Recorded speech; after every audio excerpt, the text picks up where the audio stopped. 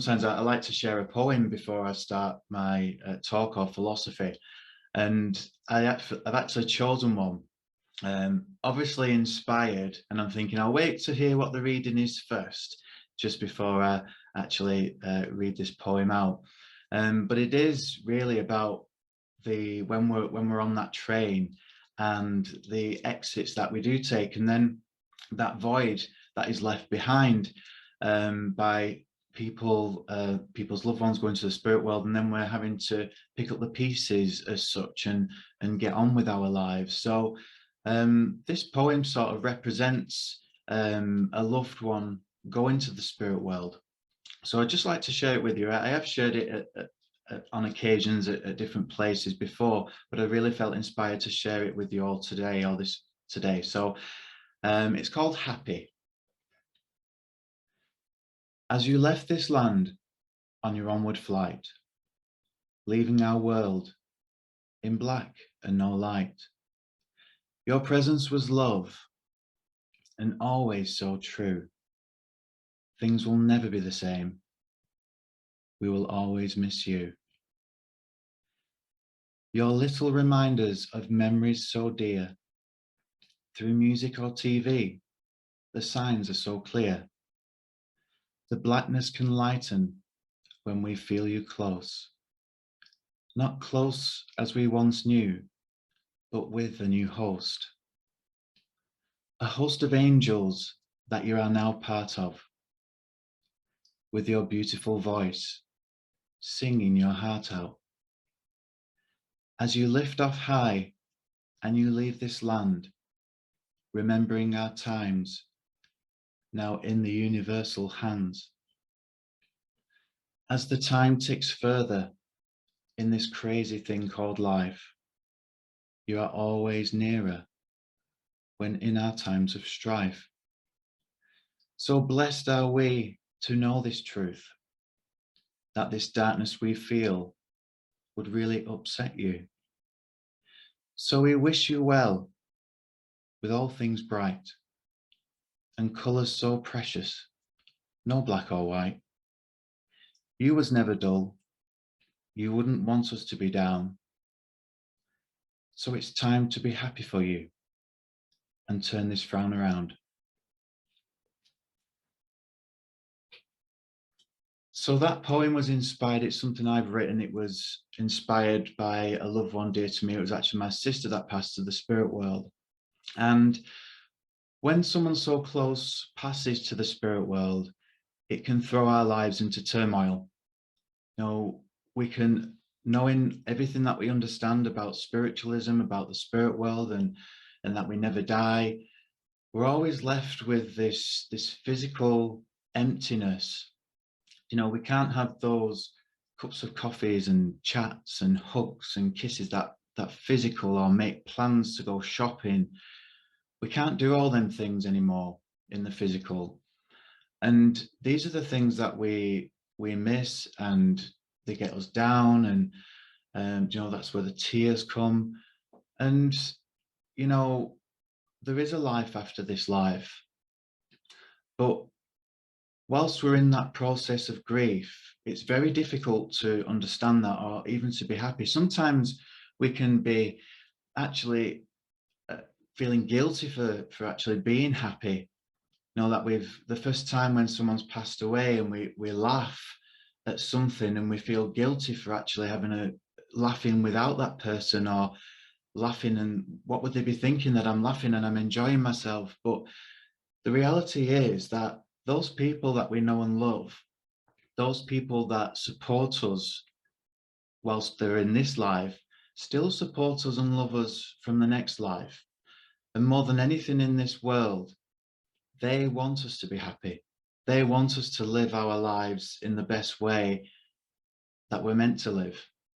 You know, maybe the plans that we had together, they'll still walk beside you whilst you fulfill them, maybe in their name, maybe within your own feeling and understanding of a way that it can only go without them. But you know, as time goes on, they say time's a great healer, but I know, as everybody else knows, that we still have those times when anniversaries come around and it really hits us. And it's not that we don't miss them every day. It's just them times come and they remind us of that deep sadness of losing them. All the birthdays that come around, they remind us that they're not there for us to give them a gift, or when it's our birthdays, they're not there for us to receive a gift. And when it's Christmas, there's an empty chair at the table. You know, it's kind of like a process of living your life in the way of a new understanding that things, will never be the same, but they'll be different. So you'll start to learn the different parts of being joyful within your life. You start to learn to live without that person or them people. And it's not that you don't miss them every day. I think of my sister every day. There's not a day that doesn't go by that I don't send a thought or think about her. But the pain lessens, and the more that we know and understand about spiritualism and the spirit world, it does make things a lot more easier as time goes on. Because obviously, like within the poem, we start to get those signs that they're really very much around us. There may be times in our lives where we're feeling really upset about something. Somebody could have upset us, and then we'll see something, whether it be a butterfly or a feather, whatever it is, or maybe your loved one's favorite song comes on the radio, or the favorite TV show comes on, or there's something so significant that you just cannot deny that presence of your loved one, just letting you know that they're very much around you and very much still supporting you. And there was one piece of advice that I was given. Even as a medium, I found it really hard to come to terms with this loss. But it was another medium friend that really helped out, and I believe it's something that I thought, well, I should have known that really. But when we're in that process of grief, when we're that emotion, we sometimes can't figure things out. We can't organize things within our minds. Emotions make us go in all sorts of directions and make us do different things that we may not have intended to do, or go down a road that we may not have intended to go down. But sometimes it can take just that one person just to say a word or a sentence, and it can really bring things back. You bring things back into track. Talked about the train. We can be derailed. It can be a train crash within our lives when we lose somebody. But then it takes some people to help us get us back on track again. And the words that were given to me in these circumstances was, you keep looking at a door that's closed. You keep looking at the what ifs. What if I'd have done this? I should have done this. Maybe if I'd have just said this, it could have changed things. But you can torment and torture yourself with those types of thoughts. It's hard to stop them thoughts, especially when you're in those quiet times, mainly before you go into bed at night, and it clicks in, and then you find that you can't sleep. But after a time, if you can just find that moment of peace, and I hope these words would give you this moment of peace, is that instead of looking at the closed door, instead of looking at what ifs and what has been, whilst we look at the closed door and we look at what's gone, we're actually missing out on what is here. We're actually missing out on the beauty and the presence of your loved ones in the here and now, because they are here and now. They are present. They are within their new life. We have a past, a present, and a future in this world. And our loved ones in the next world also have a past, a present, and a future. So we are part of the future within them. We are part of the presence within them as well.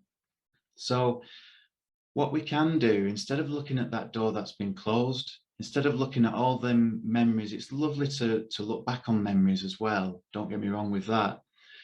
But if we look back too much on the sadness of things and the what could have been, rather than the presence of the love that your loved one brings now in the present, we can sit and we can blend with our loved one in the spirit world. We can personally communicate with our loved ones and send our thoughts to them.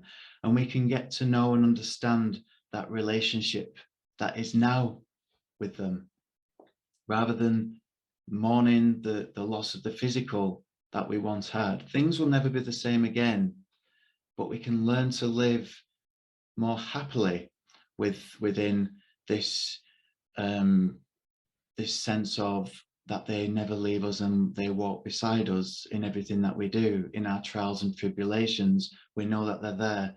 As they supported us here, they support us from the spirit world. That never changes. And another thing that I learned too, which emphasized the whole part of the poem that I wrote, because that poem was actually sort of like a milestone within my life to show how far I'd come forward from that time of grief. Because there comes a point where we have to start to be happy for those that we know in the spirit world, in their new life. We have to start to be happy for them, because more than anything, they want us to be happy. They don't want us to be sad. They don't want us to be moping around for them and not living our lives.